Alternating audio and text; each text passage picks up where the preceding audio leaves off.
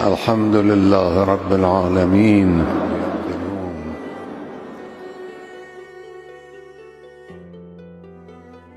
Di kota Mashhad, tempat peziarah mencium batu nisan Imam Reza, lahirlah Ali Khamenei pada 1939. Dari rumah sederhana, ia tumbuh dalam keheningan kitab dan lantunan doa. Sejak kecil, ia mencintai puisi, filsafat, dan bahasa Arab. Tapi dunia yang ia kenal segera berguncang, rezim Shah berkuasa, dan dunia Muslim terpecah antara modernitas dan spiritualitas.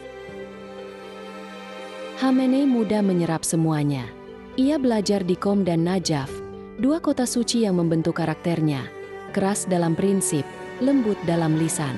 Tak ada yang tahu saat itu, bahwa anak ini kelak akan memimpin negeri yang kini berada di ambang perang besar.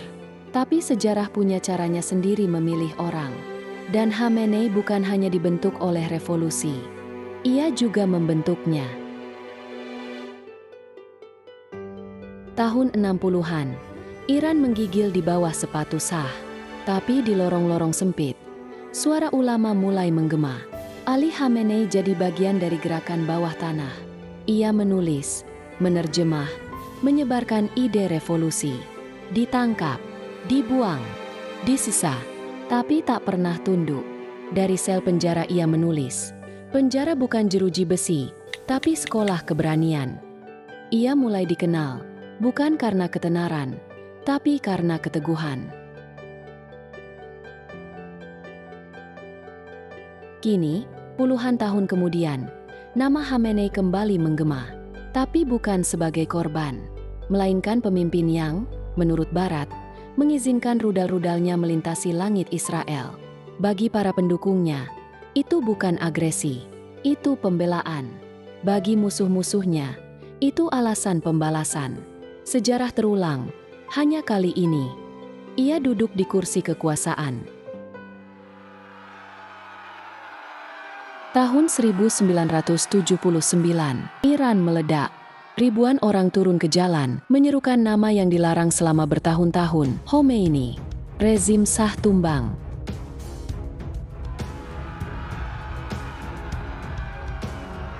Pesawat dari pengasingan mendarat di Tehran.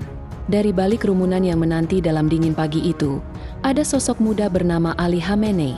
Ia berdiri diam, tapi matanya menyala. Ia tak hanya menyambut revolusi, ia menulis ulang arah revolusi. Khutbahnya di hari Jumat mengguncang kota. Kalimatnya tegas, Islam bukan hanya ibadah, tapi juga pemerintahan. Dari situlah, wajah ulama tak lagi hanya di mimbar, tapi di parlemen. Khamenei bukan sekadar murid Khomeini, ia adalah arsitek sistem.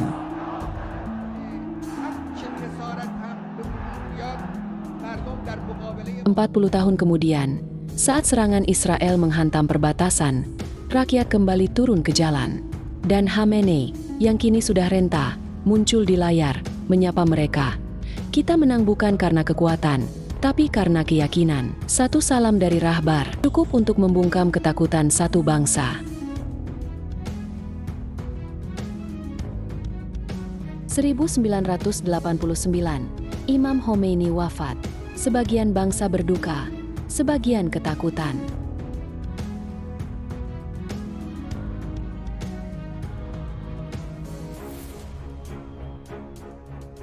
Tapi dari balik dinding Dewan Ahli, muncul keputusan mengejutkan. Ali Khamenei, bukan marja besar, tapi tokoh revolusioner, ditunjuk sebagai rahbar, pemimpin tertinggi. Ia tidak meminta jabatan itu, tapi ia tidak menolaknya.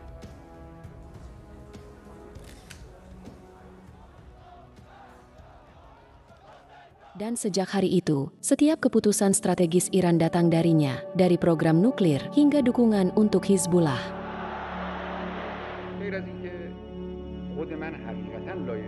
Kini, di usia senja, Khamenei masih bertahan. Bahkan saat drone-drone Israel mendekati langit Qom, ia memerintahkan perlawanan penuh. Dunia bertanya, mengapa lelaki tua ini tak menyerah?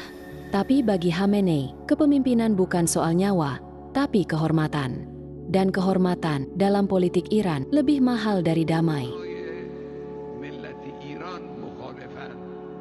Di balik layar negara keras ini, Ada sisi lain dari Khamenei. Ia penyair, pecinta Hafidz, pengagum Goethe. Ia menulis puisi tentang kematian, kerinduan, dan perjuangan. Tapi di sisi lain, ia juga menyetujui pembuatan rudal, pengembangan drone, dan pendanaan milisi. Dunia Barat menyebutnya kontradiktif, tapi bagi Khamenei, keduanya bukan pertentangan. Dalam peperangan, tulisnya dalam salah satu syair, kadang kita butuh peluru, kadang kita hanya butuh doa.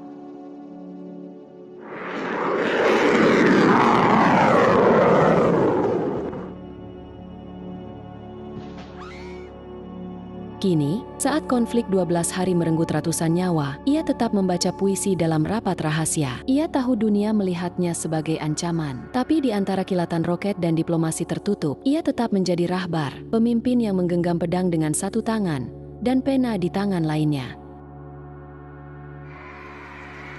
Konflik terakhir bukan hanya soal Israel atau AS, tapi tentang Iran, tentang eksistensi sistem velayat faqih yang ia wariskan. Ketika rudal Iran melintasi langit dan menghantam radar Iron Dome, banyak rakyat bersorak, tapi juga banyak yang khawatir. Apakah ini jalan menuju perang total? Dalam negeri mulai retak, ekonomi lumpuh, demonstrasi kecil kembali muncul. Tapi seperti biasa, Khamenei tak goyah. Ia tampil lewat video hitam putih, berkata, "Musuh ingin kita takut, tapi yang takut bukan bangsa ini." Ia bicara bukan pada dunia, tapi pada waktu, pada sejarah, bahwa kekuasaan bukanlah kenikmatan, tapi beban. Dan ia bersumpah, ia akan menanggungnya sampai akhir.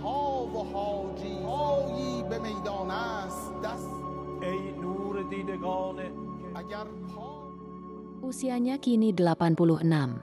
Langkahnya lemah, tapi pandangannya tetap tajam.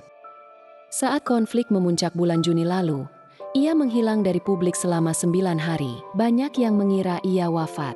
Tapi lalu, dari ruang bawah tanah, muncul video singkat. Iran tidak akan bertekuk lutut. Kalimat itu viral, tapi juga memicu tanya, siapa yang akan melanjutkannya nanti? Kini Iran berdiri di persimpangan. Rakyatnya resah, ekonominya genting, dunia menahan napas. Tapi di pusat segalanya, ada satu nama yang masih menentukan, Ali Khamenei. Ia bukan hanya tokoh, tapi simbol. Simbol keteguhan, simbol perlawanan, simbol sistem yang belum tentu diwariskan utuh. Di luar negeri, ia dilabeli diktator. Di dalam, ia disebut rahbar.